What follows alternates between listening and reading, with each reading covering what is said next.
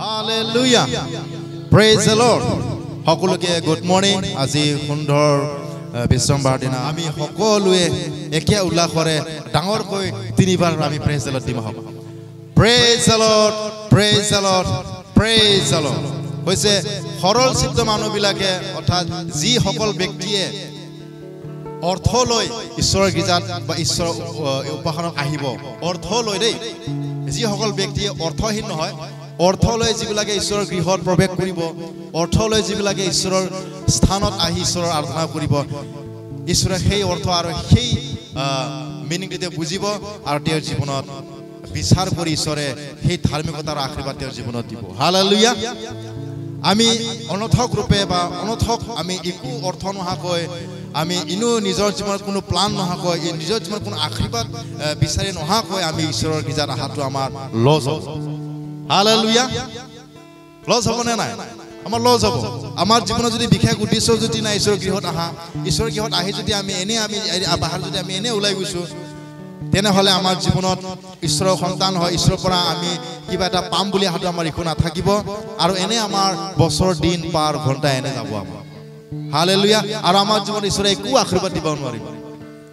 Hallelujah. আমাৰ জীৱনত অৰ্থ থাকিব লাগিব।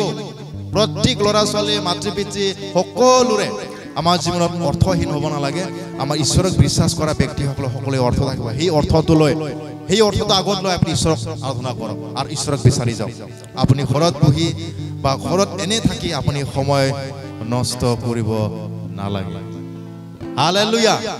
নহ'লে বা আপোনাৰ লছ আছে, ঈশ্বৰৰ একো লছ নাই। হালেলুয়া।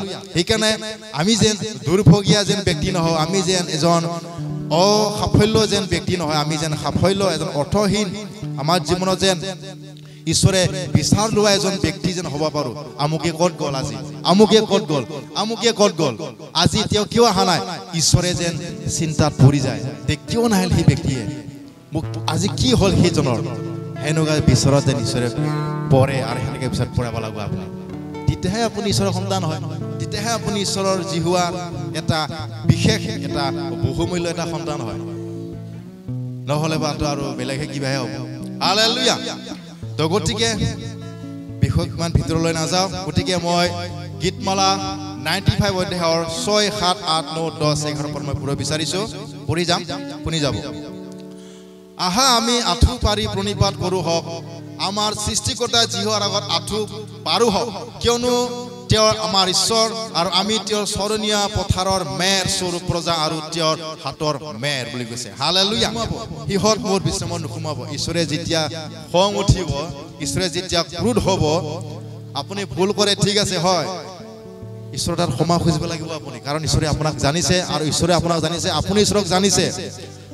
আপুনি যদি ঈশ্বৰক যদি ক্ৰোধত পেলায়, তেনেহ'লে আপুনি এনেকুৱা এটা আপোনাক ঈশ্বৰে ক্ৰোধ বা অভিশাপ এনেকুৱা দিব, বা ঈশ্বৰে ক্ৰোধ উঠিলে আপুনি ঈশ্বৰৰ গৃহত কেতিয়াও যাব নোৱাৰিব, ঈশ্বৰৰ আশীৰ্বাদ কেতিয়াও আপুনি ল'বই নোৱাৰিব, ঈশ্বৰৰ পৰা আপুনি একদম বহুত দূৰত যাব দেই।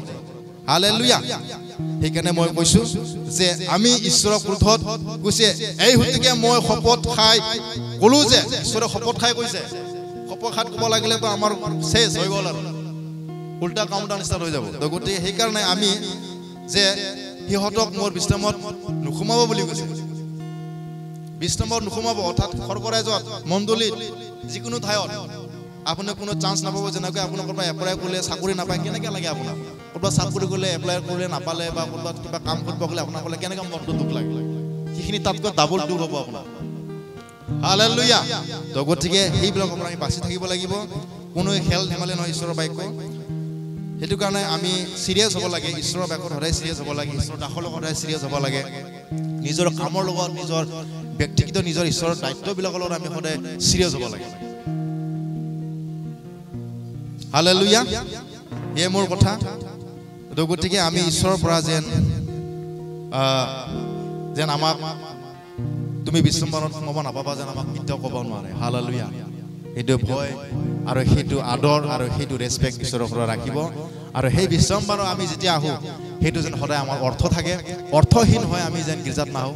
আমাৰ সকলোৰে এটা অৰ্থ, আপুনি কৈ উঠাৰ লগে লগে এজন অৰ্থ হ'ব লাগে, মই আজি এটা গীত গাম, মই আজি ঈশ্বৰ আজি ভালকৈ বাক্য শুনিম মই আজি ঈশ্বৰৰ বাক্য শুনি আনক মই সেই বাক্য ক'ম আজি মই ভাল এজন ব্যক্তি হিচাপে নিজৰ পাপ ক্ষমা লৈ মই গীৰ্জাত এজন বহিম আৰু ভালকৈ শুনিম কিবা এটা থাকিব লাগিব আপোনাৰ একোৱেই যদি আপোনাৰ নাই এনেই গ'ল এনেই মানে কি এইবিলাক হ'লে আমাৰ লছ হ'ব আহক আমি সকলো উঠিম যেন আমাৰ আজি দিনটো বা গোটেই বছৰ আমাৰ আছে আৰু আহি থকা সময়বিলাক আছে সেইবিলাক যেন আমাৰ কোনো অৰ্থহীন নহয় আপুনি যেনেকৈ পঢ়ি আছে যেনেকৈ আপুনি কিবা টাৰ্গেট কৰি আছে যেনেকৈ আপুনি ঈশ্বৰকো টাৰ্গেট কৰি ঈশ্বৰকো আপুনি অৰ্থ হিচাপে আপুনি লৈ যাওক তেতিয়াহে আপোনাৰ জীৱন ছাকচেছফুল হ'ব নহ'লে বা কাম নহ'ব আহক আমি একেলগে আমি প্ৰাৰ্থনা কৰিম Praise the Lord, praise the Lord, praise the Lord, hallelujah, hallelujah, hallelujah, hallelujah, hallelujah. Prabhu, আজি এই সময় প্ৰভু আপোনাৰ